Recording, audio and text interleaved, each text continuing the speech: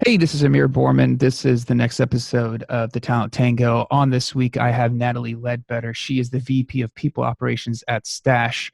Stash is a digital-first financial services company committed to making savings and investment accessible to everyone. Thank you for being on this week, Natalie. Thank you so much. Glad to Appreciate be it. here. Absolutely.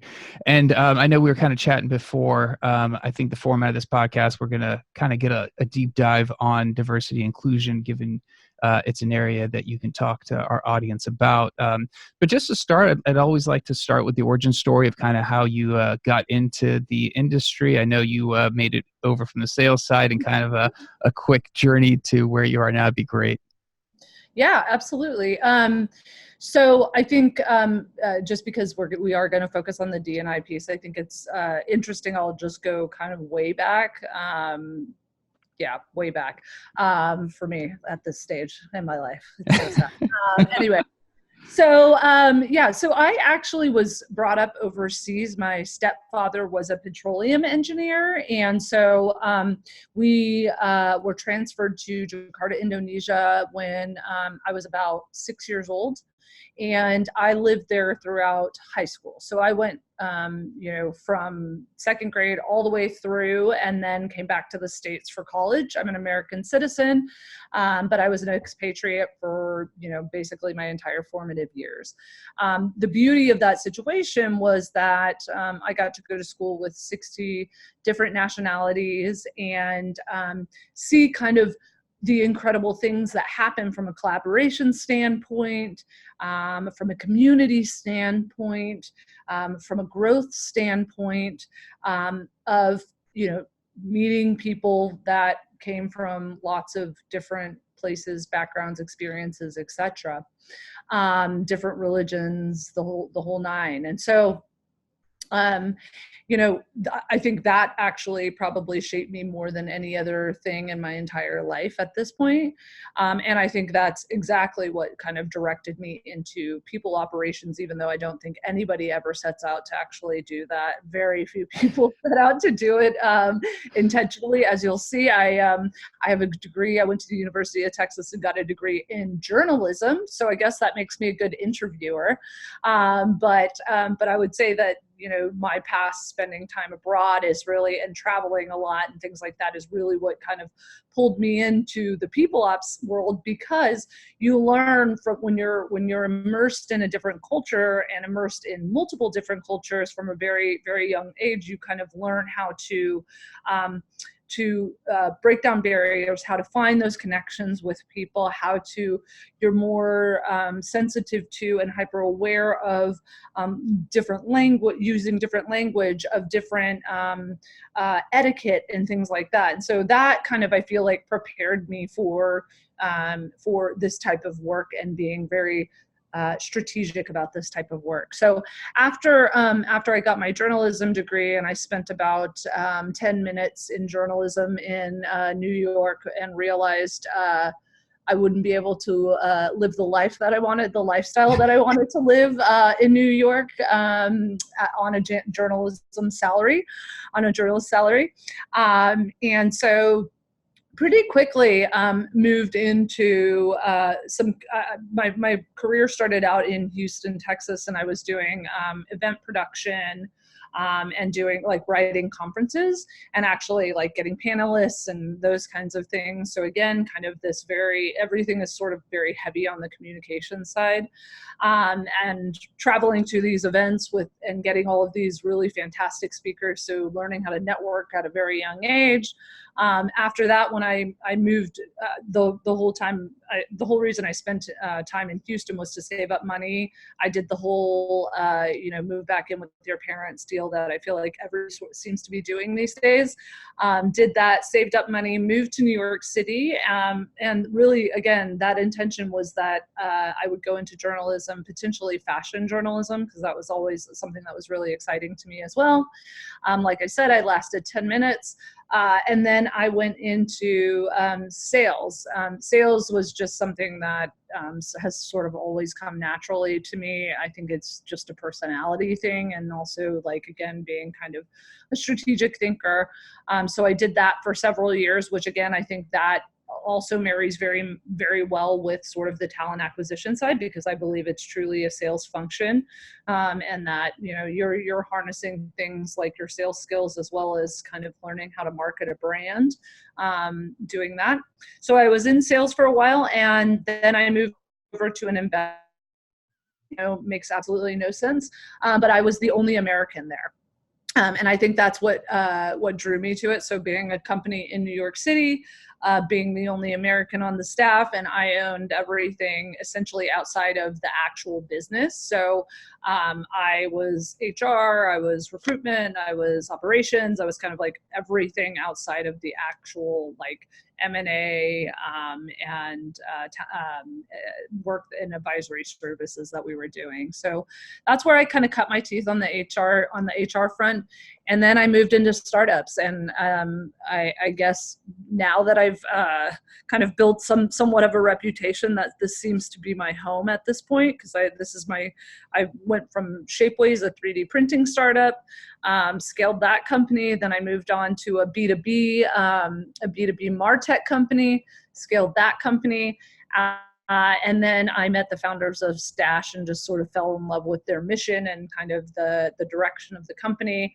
And we have scaled that company by 719% as of today from when I joined in 2017. So Wow. it's been a long journey. Oh, But awesome. but yeah, all kind of brought me back to the talent acquisition front. Yeah, it's on another day. I mean, I'd be really curious to see how you experience all that growth in the startups. But I think trying to focus on diversity inclusion. Yeah. What I was just curious about was when you actually came back from Indonesia. So you spent your formative years there. You go to University of Texas, correct? Yep. How much of a gap was there, finishing, whatever duration in Indonesia and then starting school? Did you have a gap, or was that a pretty much like you finished, you went straight through? No, so interestingly enough, finish is an interesting word, because we actually were evacuated. Oh, wow. In 1998, the country overthrew their president, who had been the president for many, many years. So it was literally a scenario where helicopters in the air, 3:00 bell rings, and everybody's pulled into classrooms, and we're told we're going to have our buses like leaving the school in kind of droves. Some people were there for like 8 hours. Wow. We got back to our complex where we were living, and they basically said it's not safe for Americans, it's not safe for any expatriates right now. The city was on fire, there were tanks everywhere, they were burning down everything, and so school was cut down. There were people I never saw again, friends that I grew up with my entire life that I just never ever saw again, because certain companies would bring their people to Australia, and most people went to Singapore. So I went to Singapore. So my school just kind of ended in like May. So we missed like graduation, the whole nine. None of that really happened. But once that was done, then I went directly into University of Texas, and there was definitely a culture shift. Obviously, just from a diversity standpoint, it was worlds apart, but I seem to find a group and kind of assimilate pretty easily, shockingly easily.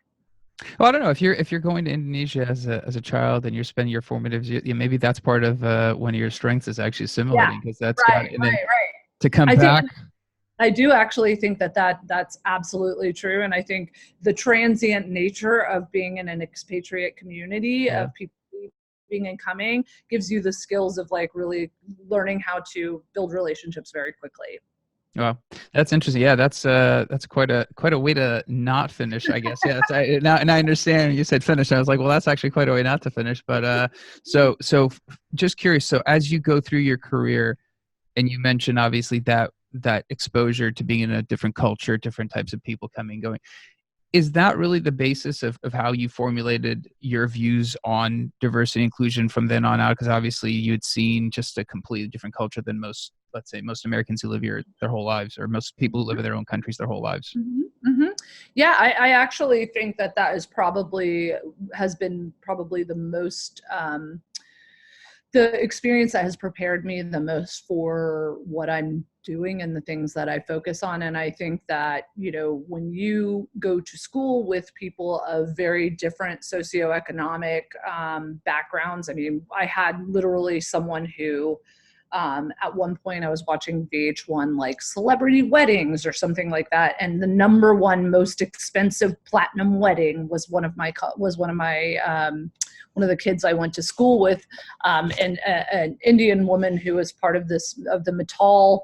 I think they're mostly in like iron and stuff like that, natural resources family.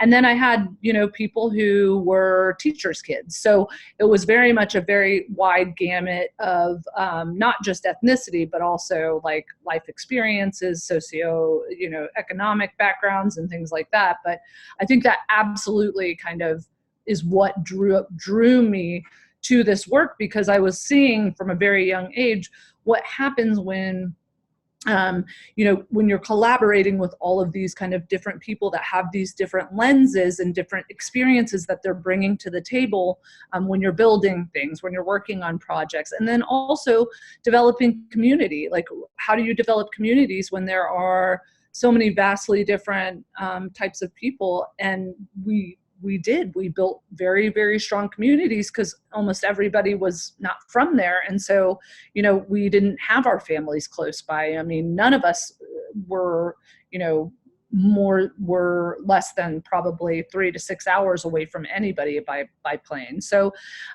yeah, I think that probably is the most pivotal experience that led me to doing this work.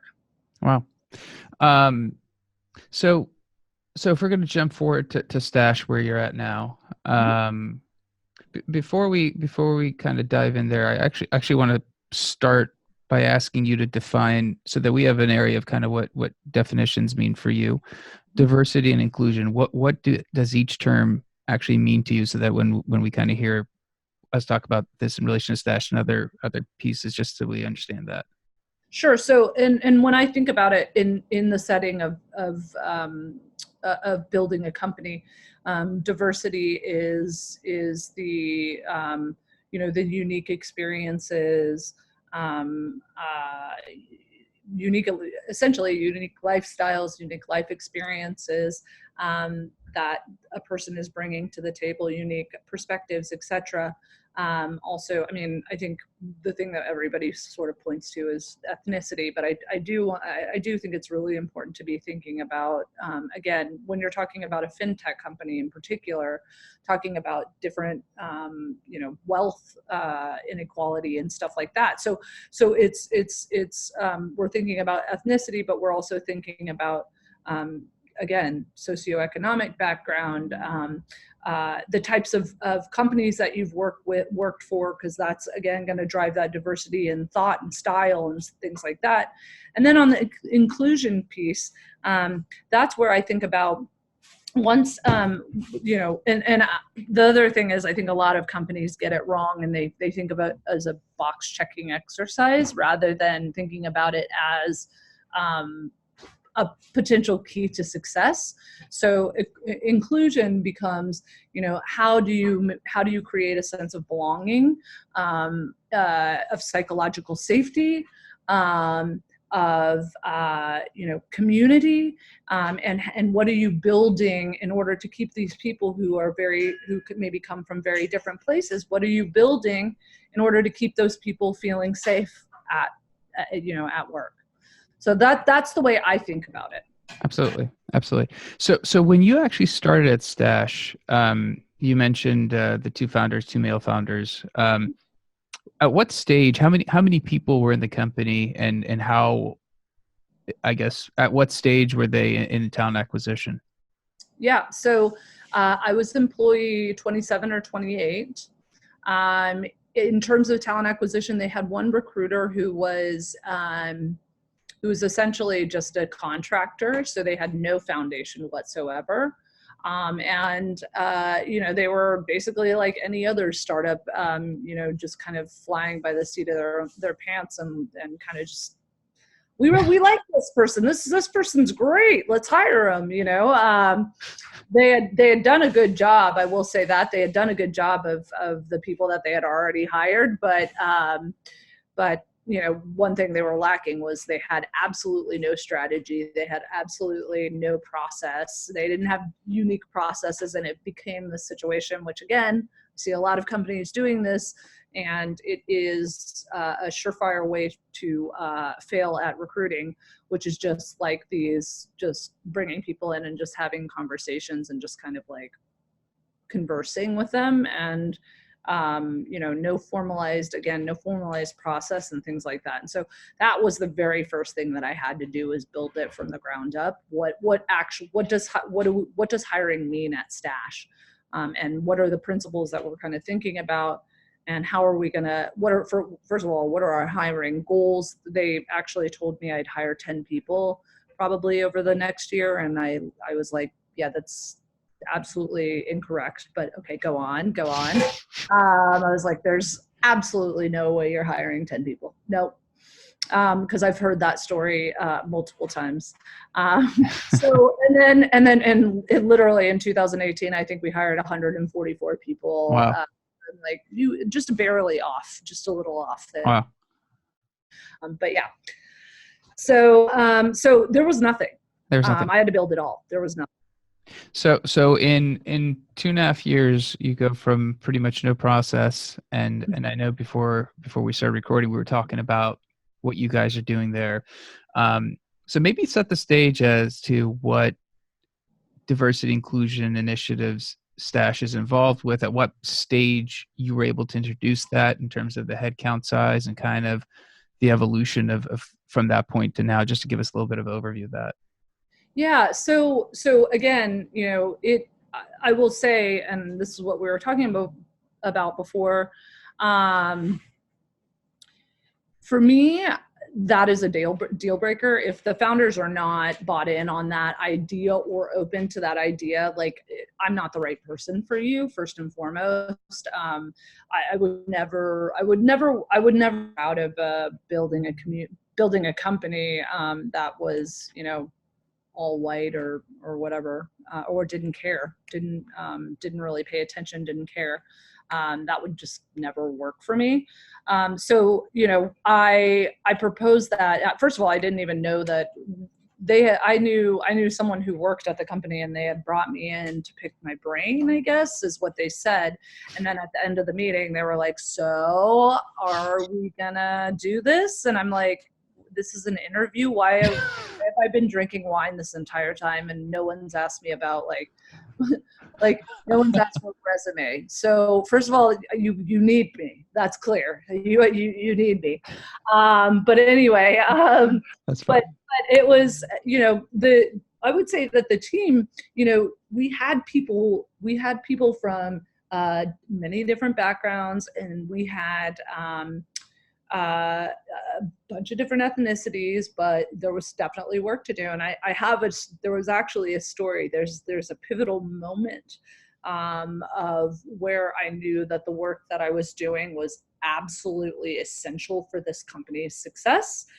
I told this story at a speaking engagement that I did recently, where basically what happened was, one of our very first employee was a gentleman named Cheyenne, and he was on the customer success team. Now he's mixed race, and he is Iranian and Taiwanese. And so obviously Cheyenne being a Iranian name, nobody could get that name right. Like literally our customers could not get that name right. So we started building a list of all the different names that people were calling him, which was hilarious. But this particular employee essentially had a uniform. He wore literally the same outfit every single day, still does to this day. He's still at Stash. He's moved into product, but still wearing the same outfit.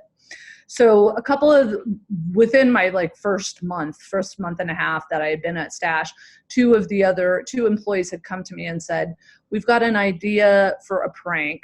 And I am all for pranks, and I love anything humor that can bring people together, I'm all about. And so they came to me and they said, we'd like to have the entire company, which was, about close to about 30 people at that time, have everybody dress up exactly how he dressed every single day, and just business as usual. We walk in, everyone goes to their desk, don't say one word, and watch him realize that everyone's wearing his outfit. So we literally had an employee who was starting that the day before, and I had to like take him aside and be like, I know this is weird, but because we bought shirts for everyone. He wears a black polo, so we bought black polos for the entire company. We instructed everyone where, you got to wear your khaki pants, etc. And then we had name tags that said, hello, my name is, and then we had every different misspelling and name that anybody's ever called him. So anyway, we pull this whole thing off. It's hysterical. We're all dying laughing, and someone's videotaping him while he's like starting to look around like, what is going on? Realizing everyone's wearing his same outfit. Meanwhile, we're also interviewing people. So the people who are coming in are like, is this an interview for The Gap? I'm just a little bit confused. And I didn't get the memo that I was supposed to wear a black polo. So anyway, point being, it was hilarious. We take this photo and we thought it was so hysterical that someone at that time, because we were so early in our trajectory, we would post things on Facebook and a myriad of other kind of platforms. Well, nowadays we're much more careful for compliance reasons. But anyway, we post this photo of the entire team dressed like Cheyenne, and we posted on a Facebook group, and it blows up. And what ends up happening is people start saying everybody at Stash is white. And it starts a comment like explosion of people being like, people were actually zooming in on certain people's faces and like cropping them and being like, well, I guess this person looks like they're may have some other ethnicity in them. I guess this guy could be mistaken for African American, things like that, and just destroyed us. And it was mortifying. Wow. So I took it upon myself to make a public statement at that point and like get on there and say like, look, we are a very young company. We're a new company. I was hired in order to make sure that we're thinking about these things. You guys, my approach is always own it, and like elephant in the room, I'm going to call it out. So I just said, you all are absolutely right. We are working on it. It's something that we are paying close attention to. And so from that day on, it became very clear that we had to reflect our customers. So not only had I already known that we needed to do this, it was reiterated by that experience, and seeing our customers, they were all our customers too, going just bananas over seeing a group that wasn't, at least from an ethnicity perspective, as diverse as perhaps they had thought we were. Mm-hmm. And so we went to work right away. And so that means being hyper intentional about your interview processes. I mean, I had a number of different rules that we put into place very early, namely, ensuring that language is not gendered. How do we making sure that every single job rec is literally going through a filter process where we pull out any gendered language, that if we are looking to hire for any role that we're looking to hire, I want to see my recruiters, and by the way, my several members of my team had followed me from my previous company. And so we kind of already had a well-oiled machine and they were already bought into the that kind of thought process as well from a D&I perspective. But anyway, we made sure that if there was a white male candidate, that we had a really strong female candidate and a strong person of color candidate for every single role. If we had panel interviews, we would not move forward with interviews unless we had person of color, a woman, etc. on this panel. We were waiting, like we actually slowed down hiring processes because, if we didn't check that box, good luck getting people if they don't see themselves in the people that populate your team. So that we did very, very thoughtful things from a very early stage. And now, we're about 47% people of color at Stash in a corporate office. And we've done, a myriad of other things just to ensure that we are being inclusive as well, because those two things obviously have to go hand in hand. Sure. I actually thought the story was pretty amazing, because I would have thought that's a great sign of inclusion, because everyone's trying to make him feel comfortable. Yep. But it is the eye of the beholder. Like, it's your window that you look at the world through. Yep. You're going to interpret things your way. That's right. That's interesting. That became a pivotal moment. At what point did the founders get behind this? Like, at what point was that photo a spark for them as well? Because obviously they're just focused on growing the company, but they're obviously the soul of the company as well. Right. Well, I think, I don't think it's that. First of all, this is something that we had kind of discussed before, but it's really not that hard to find information out there that shows you that the best products are built by diverse teams. Absolutely. And when you're thinking about our business, which is we are, a platform where we allow people to learn how to invest by doing. They are picking their investments based off their personal principles. We have, Women Who Lead, which are companies that are, have women founders or are incredibly supportive of women. We have we have a ETF that's, revolves around the LGBTQIA community, and companies owned by people in that community, and or again, very supportive of the community and things like that. I think, for them, it became a no-brainer. I think that experience was like, it just backed up kind of everything that I had already been saying and that they agreed with. So getting buy-in on that front, that was something that for me had to happen actually in the very beginning. Like, I wouldn't have even joined the company if they didn't say that is something that we think is important as well. But that moment definitely it defined a lot of things, and I think got everybody understanding that in order to serve our customers, we have to represent our customers and the people that we hire. Interesting. Yep, that makes sense. And I guess as you're going through and hiring for different teams, and I see kind of the rules you put in place to kind of make sure that you had a diverse pool to pick from. Was there particular departments this became harder for? Because I mean, we focus in engineering, so we always hear the engineering side of it. But I was just curious, from your guys' point of view, you're still a smaller startup. Were you seeing that challenge in particular areas, or what happened there? Yep. I mean, I think, engineering is definitely one of the areas where we have problems just like everybody else. I think it's very clear, even when I think about myself when I went to college, like I was never tempted to do anything regarding STEM. That was very much a male dominated, area of study. Everybody I knew who was a CS major was male.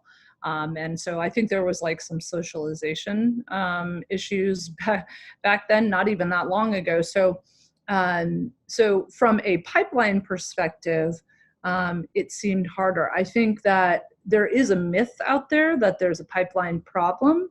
I think that that's actually not entirely true. It is hard to find the most talented engineers. So I think you have to be thoughtful about bringing in some very, very strong, more senior people, and then also bringing in some more junior people, and that maybe cannot, from a capacity perspective, can't contribute maybe as much or as fast. But even thinking through defining or designing mentorship opportunities for those people. So I think, again, there is a myth that keeps being perpetuated that there is this shortage of talent, and what it is being able to kind of think differently about talent and think differently about growing people and things like that. So engineering has been challenging. Our engineering team has now just surpassed 100 people, and we're close to 29% women. We are, I think, 58% people of color.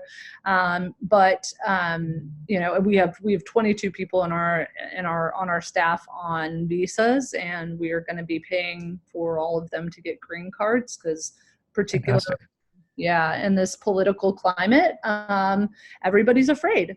And so I want to make sure that when we're hiring people that we, are providing that level again of the psychological safety thing from the jump. Yeah. And I think what's really interesting, what you hit upon, I agree with you. I think when teams are trying to hire just in time best talent, right, that's difficult. And I think when there's a knee-jerk reaction to people looking around on the team and going, it's not diverse, we need to hire X, Y, Z, go find me X, that becomes a challenge. But I think when you have a plan, like it sounds like you guys do, to mentor, to bring on internships, junior people, and build them, I think that becomes a lot easier to address the diversity piece than if somebody's like, well, I just need to make sure I'm, we had one client who actually called us and said we had an outside vendor tell us we weren't diverse enough. We need to make a couple of hires. I was like, what does that actually mean? Like, right. How am I going to position that? And I was just like, I don't think we can help you, because I don't know if because I was like, and actually the conversation was, how are you going to make them feel comfortable if they're going to be, one or two of 60? Yep. Do you have plans to help them assimilate, feel included? Like if you guys are going to do certain activities that are very biased towards one certain group, that might not be necessarily a good hire for you long term. And I don't think that was thought through. But Yep. I think that's the main point, is like, it becomes, it has to be intentional, and you have to have it bought into from the highest level. Your founders have to be bought in. And when I say intentional, I also mean early. You have to start early. Once one of the biggest issues with all of these kind of larger companies that have challenges is because the number of people that they have, in order to straighten out or get your ratios in check, it means a lot more people if you don't start it early. So if there was one takeaway for me, for people out there who were trying to do something like this, it's start early and be intentional about it. And when you design, like I was saying, we're not gonna move forward unless we have a good woman candidate or a good person of color candidate. You have to stick to those things. Like, that has to be, a mantra. That has to be something that is, part of the fundamental DNA of your company. And when we were even defining our core values, which happened about 1.5 years ago, one of the ones that came out was because we had done so much work on the diversity and inclusion and belonging front, and equity front, frankly, as well, that one thing that came out was like, be yourself. Like, we want everybody coming to the table with their own lenses and experiences. And we have found that one of the things that people tell us consistently, employees tell us consistently, is A, this is the most diverse place I've ever worked, and B, I've never felt more comfortable, included, and like a part of something at a company before, because we've been very thoughtful and strategic about thinking through the hiring part, but also thinking through what do we do to make sure people feel like they are taken care of. Yeah, it sounds like you guys are on the right path. I mean, I from the black polo story to now, I mean, I think you guys should do the black polo shirt picture again. Oh, we Did do you it guys every year. do it every year? Okay, okay, that's awesome. I gotta. It's actually, we the I think the second year we actually awarded him with, we made a day, so it's a full day, So cool. yes, of activities, etc. And yeah, we still have new people who think we're insane, and they seem to be enjoying dressing as well. So yeah. That's interesting. In terms of hiring managers who you had to sit down, because this just came to my mind, that had to be a part of this process. Yep. Did obviously, you keep it a high level if you'd like, but Yeah. did you have a circumstance where it was like, I need to hire, this is just not working for me. I need people on my team now. This is just not a process I can follow. Well, the beauty of it is, so yes, I have been in that situation, but not at Stash. I've never Nice. had a situation at Stash. And that's because most of those people have been hired because we didn't have a huge senior staff.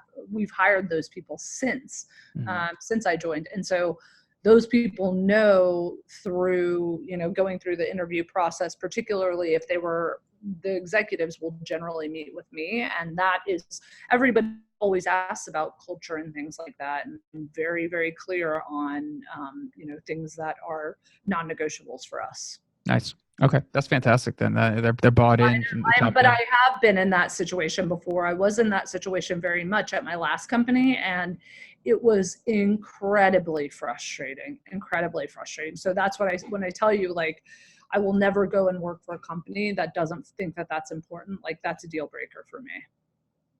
So if you are forecasting out, right, and let's say you guys are, you're going to get to the 5-year mark working at Stash, Mhm. how do you think this evolves? How much better can the process get, or do you think you guys have a pretty darn good process and you just kind of maintain and grow at this point?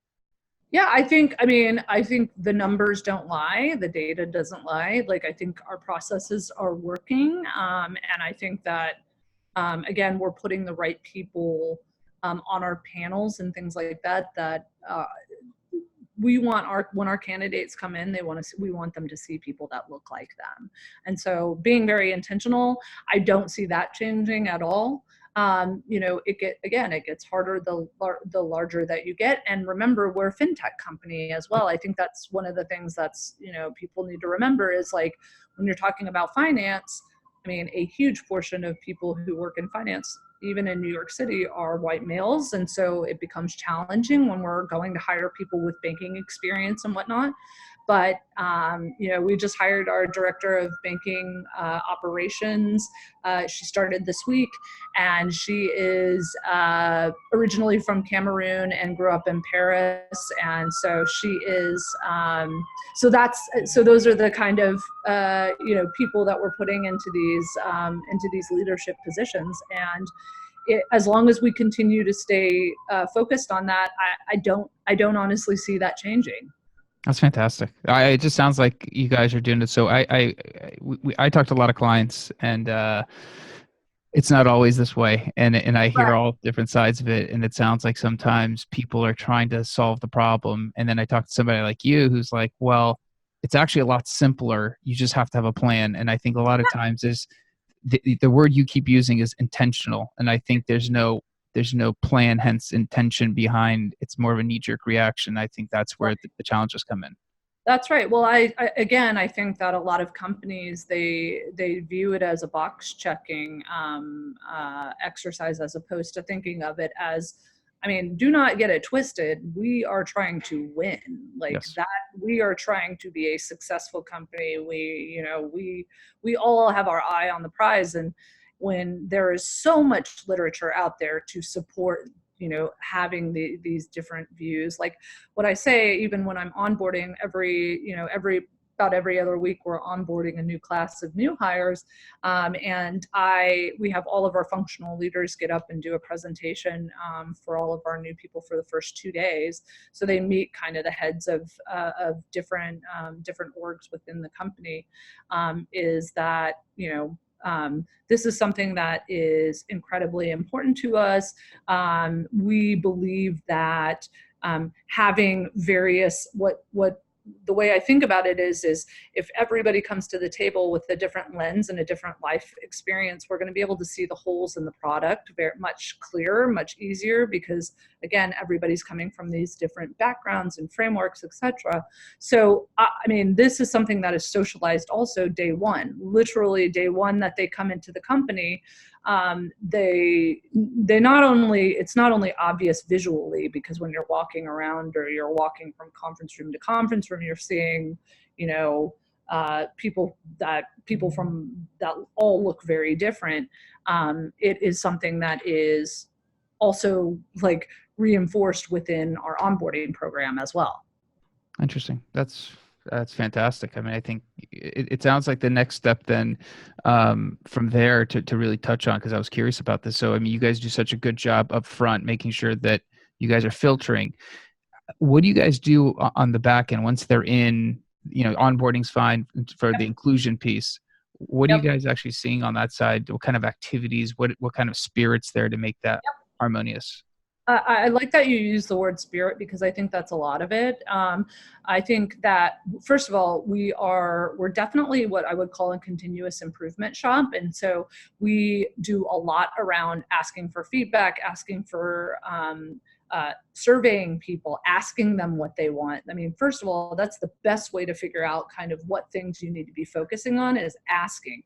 Get culture amp. Do something that is a, you know, an anonymous survey where people feel safe telling you exactly how they feel. So that's one, is you just ask. You just straight up ask. But what we, some of the things that we have done is, and it's been interesting because I just had my very first proposal for an ERG, an employee resource group, which is for women of color, this week. That was my very first one. But one of the things that we have done is been very intentional about the celebratory aspect of things. Like right now it's Pride Month. So, you know, I can tell you the things that we've done. One, we have a bot in Slack. We started a channel called Celebrate Diversity, and every day there is a fast fact about a person or something that happened historically in the LGBTQIA community. We started a clothing drive for Out of the Closet.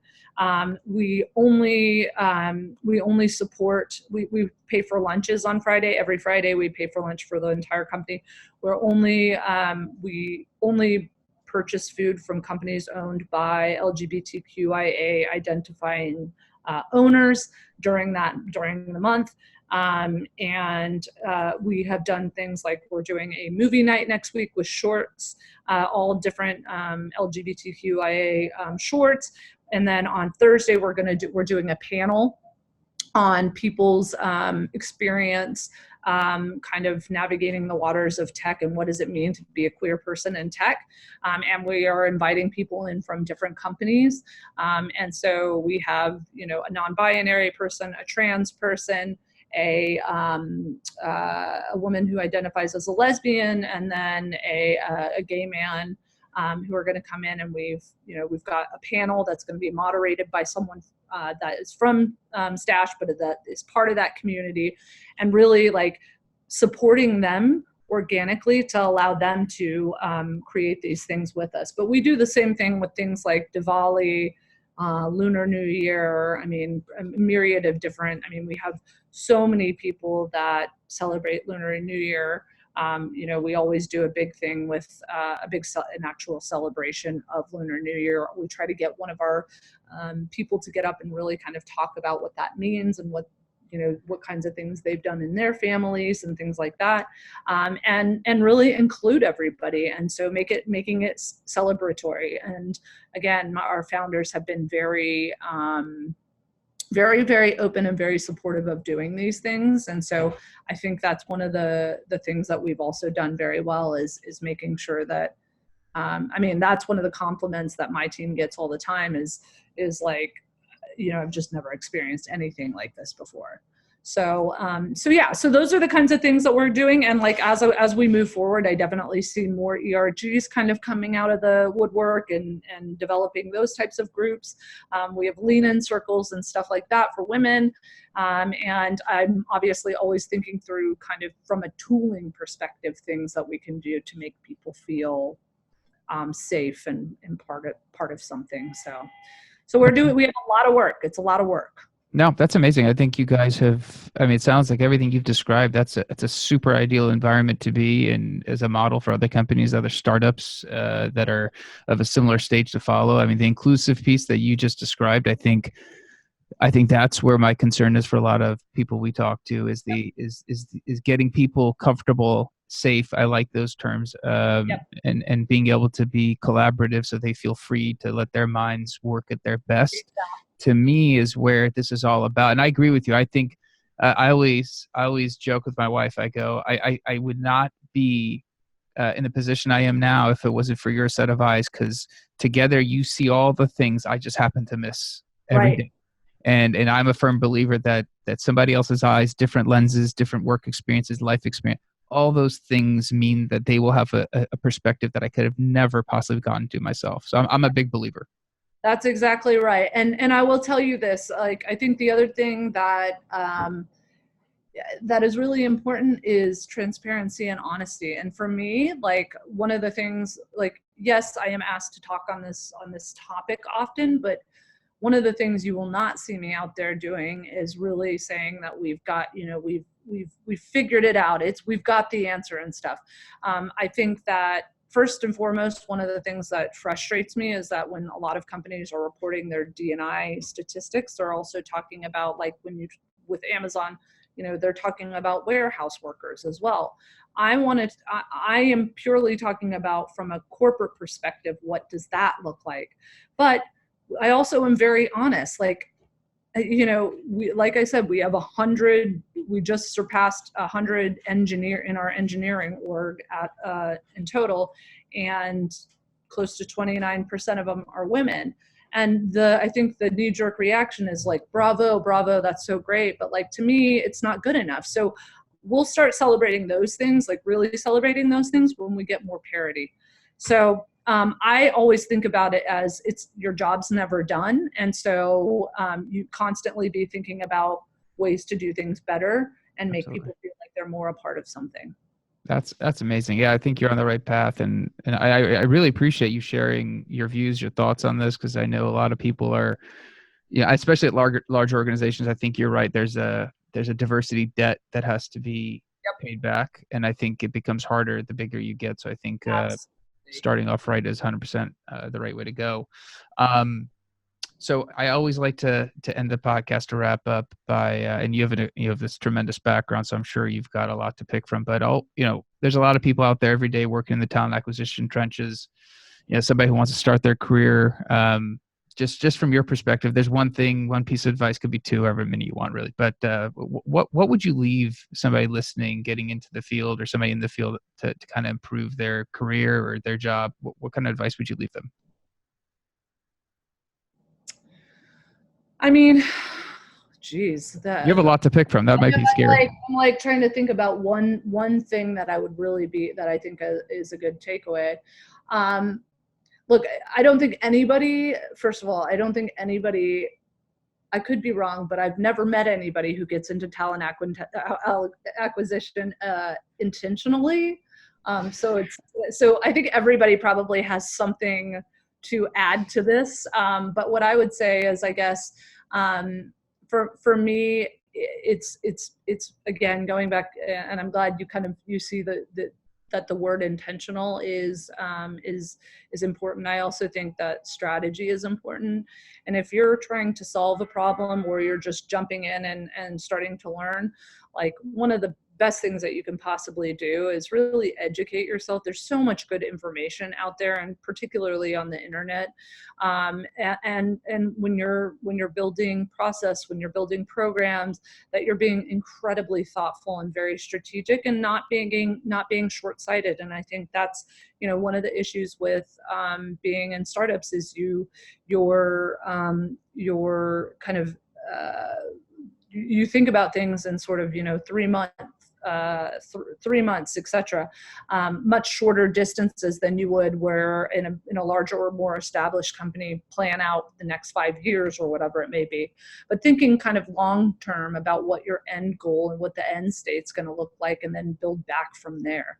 So in my view, when I in particular, actually all of the companies that I've gone into, I've had this end state in mind, which is having this very unique environment that pulls in people and draws people and attracts people from all walks of life, and putting that into place really early, through process, through all of the building blocks that you have to build as a TA professional, and doing that from the jump and being very thoughtful about what you're building, is probably my biggest takeaway.